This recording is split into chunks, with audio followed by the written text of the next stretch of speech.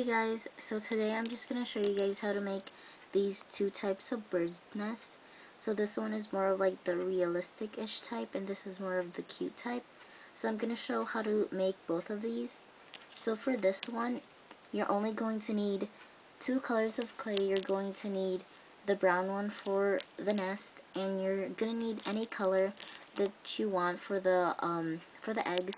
For this tutorial, I'm going to be using this color, and it is called bright green pearl. So that's all you're going to need. And then for this one, you're also going to need brown clay, yellow, a little bit of black, and a tiny bit of orange. So, and then materials you're also going to need is an eye pin, and you also might need a blade.